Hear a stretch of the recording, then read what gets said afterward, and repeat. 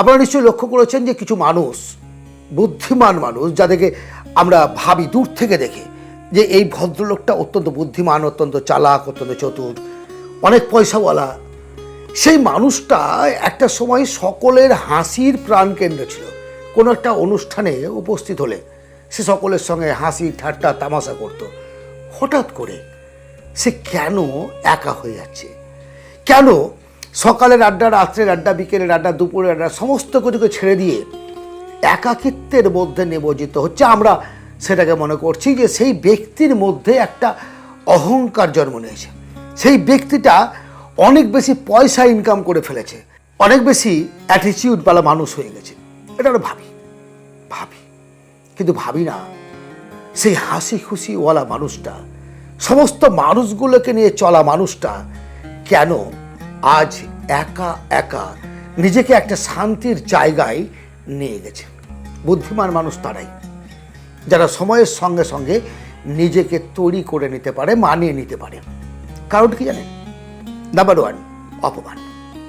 আপনি তার সঙ্গে গল্প করছেন, সমস্ত কথার মধ্যে একটা অহংকারী ভাব, আপনার প্রচুর অর্থ আছে, তার নেই, বেদ্রুপ ঠাট্টা তামাশা, তাকে নিয়ে অনেক রকম হাসাহাসি, এবং আপনি আপনাকে প্রকাশ করতে ব্যস্ত তখন সেই ব্যক্তি যদি ম্যাচিওর ব্রেনের হয়, যদি ম্যাচিওরিটি তার মধ্যে থাকে, সেই আলোচনা সভায় থাকবে না, থাকতে পারে না। প্রত্যেকটা মানুষ আমরা ইউনিক, প্রত্যেকটা মানুষের মধ্যে ব্যক্তিত্ব আছে, প্রত্যেকটা মানুষের মধ্যে একটা সম্মানবোধ আছে, আত্মসম্মানবোধ আছে, বংশমর্যাদা আছে। যদি সে জাগাতে পারে সেই বিষয়টাকে, অর্থাৎ তার ব্রেনের ম্যাচুরিটি নিয়ে আসতে পারে, তাহলে সে কখনো আপনার ওই অপমানের জায়গায় থাকবে না, অহংকারের জায়গায় থাকবে না। সে সেই জায়গা ছেড়ে যত দ্রুত সম্ভব বেরিয়ে আসবে। না, কোনো ফেসবুক, ইনস্টাগ্রাম, ইউটিউব, বিভিন্ন প্ল্যাটফর্মে সে তার দুঃখের স্ট্যাটাস দেবে না, কখনোই বুঝতে দেবে না যে সে আপনার প্রতি রাগ করেছে। কিন্তু সে সত্যি কথা বলতে গেলে নিজেকে শামুকের মতো গুটিয়ে নিয়ে বা কচ্ছপের মতো গুটিয়ে নিয়ে কখন মুখ বার করব, কখন ভেতরে ঢুকিয়ে নিব, এই বিষয়টি বুঝবে এবং সে নিজে নিজেই আপনার অস্তিত্ব, আপনার সান্নিধ্য ছেড়ে একাকিত্বের মধ্যে আসতে বাধ্য থাকবে। না, তার একাকিত্ব কিন্তু ভয়ের একাকিত্ব নয়, মানে একা হয়ে গেলাম, বোকা হয়ে গেলাম, আমি এক জীবনে কিছু করতো না। সেই মুহূর্তে সে নিজের স্কিল ডেভেলপ করবে, কীভাবে নিজেকে তৈরি করা যায়, কীভাবে আরও বেশি উন্নতি করা যায়, কীভাবে আমার কাজে ডেভেলপ করতে পারবো। এতদিন ধরে কী করতো? ইয়ার কি ফাজলামু ঠাট্টা তামসা, হয়তো বা আপনি তাকে 2 কাপ চা খাওয়াতেন বা আপনাকে সে খাওয়াতো, কিন্তু আপনি তার যে বিবেক, তার যে ব্যক্তিত্ব, সেই জায়গায় যে আঘাতটা আপনি করেছেন, সেটা মারাত্মক একটা আগ্নেয়গিরির রূপ নেই তার মধ্যে। আপনি ভেবেছিলেন সে সুপ্ত আগ্নেয়গিরি, তার মধ্যে কিছু নেই, দম নেই, কিছু নেই, আপনি অল ইন অল। কিন্তু সে কী করলো? নিজেকে টেনে বার করে নিয়ে গিয়ে আরও বড় একটা জায়গায় গিয়ে, সূর্যবংশ বলেছি না এর আগে, আমি অনেকগুলো কথায় বলেছি, অনেকগুলো ভিডিওতে বলেছি, সূর্যবংশ সিনেমাটা একবার দেখবেন। কেন বলুন তো? অবহেলা, বাবার অবহেলা, পরিবারের অবহেলা, ভালোবাসার প্রেমিকার অবহেলা, সমস্ত কিছুর পরেও একজন অশিক্ষিত মানুষ কীভাবে জীবনে প্রতিষ্ঠিত হতে পারে, তা সেই জায়গায় কিন্তু অত্যন্ত দুর্দান্ত অভিনয় করে অমিতাভ বচ্চন দেখিয়ে দিয়েছেন। আমি বারবার দেখি, আমার যখন মন খারাপ করে, আমাকে যখন একা মনে হয়, তখন বারবার আমি সেই সিনেমাটা দেখি। একটা পাওয়ার, আর সেই জিনিসটাই কিন্তু এই ব্যক্তিরা বুঝতে পারে।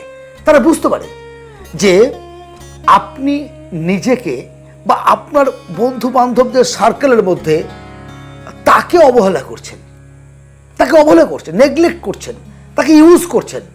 সে তখন কি করে? তার তো ম্যাচিওর ব্রেন, এতদিন ম্যাচুরিটি ছিল না, এর ম্যাচুরিটি এসছে। সে তখন ভাবে যে কেন আমি নিজেকে আমার জন্য ইউজ করবো, কেন অন্যের স্টেপনি হয়ে আমি বেঁচে থাকবো জীবনে, কেন? এই কেন তাকে একটা জায়গায় নিয়ে যায়। আর ঠিক এই কারণেই অ্যালবার্ট আইনস্টাইন আজকের দিনে 3 বন্ধু মিলে তৈরি করা ফেসবুকের মালিক। বুঝতে পারছেন আমি কার কথা বলছি এবং কেন বলছি? Bill Gates. আরে ওয়ারেন বাফেটের কথা ভাবতেন, বাবা একটা ভালো কোম্পানির চাকরি করত, ভালো একটা পজিশনে ছিল, তার ছেলে যা কিছু করেছে তার নিজস্ব ব্রেনে করেছে। কিন্তু এপিজে আব্দুল কালাম স্যার কি করেছিলেন তিনি? নৌকা চালিয়েছিলেন তার বাবার মতো, রাস্তায় রাস্তায় ঘুরে বেড়াচ্ছিলেন? না, সকালবেলায় উঠে খবরের কাগজ বিক্রি করে বিকেলবেলায় সেই টাকাগুলো তুলে নিয়ে মাঝখানে ক্লাস করা।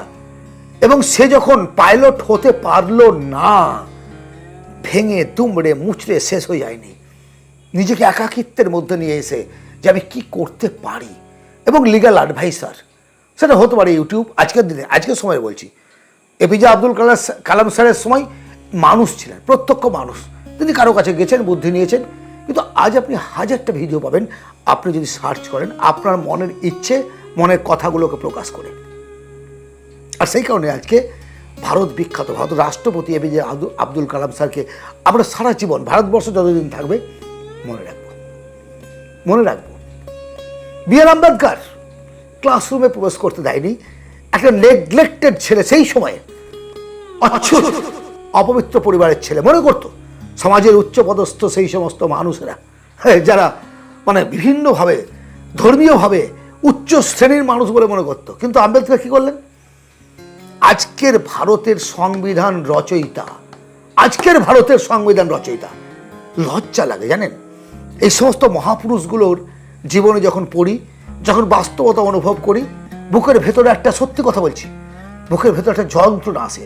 এই কারণেই আমি আমার বিজনেস মানি ম্যানেজমেন্ট নিয়ে যে মোটিভেশন চ্যানেল, সেই চ্যানেলের বাইরে এসেও আমার মনের কথাগুলো বলার জন্য এই চ্যানেলে আসি। ভাইরাল সঞ্জীব স্যার, আজকের দিনে আপনি কখনো কাউকে, কোনো মানুষকে আন্ডার এস্টিমেট করবেন না। হ্যাঁ, তার হয়তো অর্থনৈতিক দিক থেকে দুর্বলতা আছে, সে হয়তো আপনার মতো টাকা কামাতে পারেনি, কিন্তু কেউ একজন প্রচুর প্রচুর টাকার মালিক, আর এই ব্যক্তিটার ভেতরে যে জ্ঞান, যে গুণ, যে নলেজ আছে, হয়তো এমন একটা আবিষ্কার সে করবে, আপনি তার দরজায় গিয়ে একটা সিগনেচার নেওয়ার জন্য, অটোগ্রাফ নেওয়ার জন্য ওয়েট করবেন। বস, কাউকে অপমান করার জন্য এই ভিডিও নয়, কাউকে অপমান করার জন্য নয়, কিন্তু আপনাকে চেনার জন্য। আপনি যদি সত্যিকারের নিজেকে প্রতিষ্ঠিত করতে চান, নিজেকে সফল করতে চান, তাহলে সমালোচনার ঊর্ধ্বে উঠে, অপমানের ঊর্ধ্বে উঠে, প্রত্যেকটা মানুষের বিদ্রূপ ঠাট্টা তামাশার ঊর্ধ্বে উঠে নিজেকে প্রকাশিত করুন, নিজেকে মেলে ধরুন। কে বিদ্রূপ করলো, কে ঠাট্টা করলো, কে তামাশা করলো, সেটা ভেবে লাভ নেই। আপনার ভবিষ্যৎ আপনি, আপনার জীবন আপনি, আপনার আনন্দ আপনি, আপনার দুঃখ আপনি, আপনার হতাশা আপনি। রাতের অন্ধকারে যখন আপনার ভেতরে সব হারানোর যন্ত্রণা কষ্ট দেয়, যখন বালিশে মুখ গুমড়ে আপনি কান্না করতে থাকেন, তখন কিন্তু কোনো বন্ধু পাশে থাকে না। থাকে কে জানেন? আপনার আত্মা, আপনার অস্তিত্ব, আপনি। আসলে এই মানুষগুলো অন্য মানুষের মন বুঝতে পারে যে তারা অপমান করছে না ভালোবাসছে। এই মানুষগুলো বুঝতে পারে যে আপনাকে নিয়ে সে বিদ্রূপ করছে, ঠাট্টা করছে, তামাশা করছে, নাকি আপনাকে সত্যিকারের হৃদয়ের একটা অংশ হিসেবে মনে করেছে। তারা জানে আপনার পেছনে সময় নষ্ট করা মানে তার বেকার। টাইম ম্যানেজমেন্ট সে জানে ভালো করে, যে অযথা সময় নষ্ট না করে যদি আমি আমার পেছনে সময়টাকে খাটি, কাজে লাগাই, তাহলে হয়তো আমি আমার জীবনে একটা প্রতিষ্ঠিত জায়গায় পৌঁছাতে পারবো। এবং সেই কারণে তারা একটা জায়গায় পৌঁছে যায়। না, একাকিত্ব কোনো অভিশাপ নয়। একাকিত্ব মানে এক আকাশ মুক্ততা, এক সমুদ্র মুক্ততা, একটা ভাবনা চিন্তা করার, নিজেকে নিয়ে ভাবার, নিজেকে তৈরি করার একটা সুযোগ, একটা সুবর্ণ সুযোগ। যদি সত্যি নিজেকে প্রতিষ্ঠিত করতে চান, সফল করতে চান, সবার আগে নিজেকে ভালোবাসুন। আপনি যদি আপনাকে ভালোবাসতে না পারেন, তাহলে অন্য কাউকে আপনি ভালোবাসতে পারবেন না, হতে পারেন না। যে সন্তান তার বাবা মাকে ভালোবাসে না, যে বাবা মা তার সন্তানকে ভালোবাসে না, যে স্বামী তার স্ত্রীকে ভালোবাসে না, যে স্ত্রী তার স্বামীকে ভালোবাসে না, আসলে সে তারা নিজেকে ভালোবাসে না, নিজের প্রতি অমর্যাদা করে। নিজের প্রতি মর্যাদা রাখুন, সম্মান রাখুন। নিজের সময়, নিজের সম্মান, নিজের বিবেক, নিজের তর্ক, সমস্ত কিছুকে বিবেচনা করে নিজের জীবনটাকে গড়ে তুলুন। এটাই আমি চাই, এটাই আমার উদ্দেশ্য। এবং আজ এই বয়সে এসে এই কারণেই আমার অর্জিত অভিজ্ঞতা নিয়ে আপনাদের সঙ্গে দিন রাত কথা বলি। সঙ্গে থাকুন, ভালো থাকুন, আনন্দে থাকুন, সুস্থ থাকুন। আর যদি আমার আলোচনা আপনাদের পছন্দ হয়, অবশ্যই একটা লাইক করবেন, সাবস্ক্রাইব করবেন এবং শেয়ার করুন আপনার সন্তান, সন্ততি, বন্ধু বান্ধব, আত্মীয় স্বজনদের মধ্যে। তাদের বিবেক জাগুক। মানুষ মনুষ্যত্বের দ্বারা গঠিত, মানুষ পশু নয়। মানুষ কিন্তু পশু নয়। মানুষ মানবিকতায় গড়া একটা রূপ, যেটা সৃষ্টিকর্তা আমাদের সৃষ্টি করেছেন। ধন্যবাদ।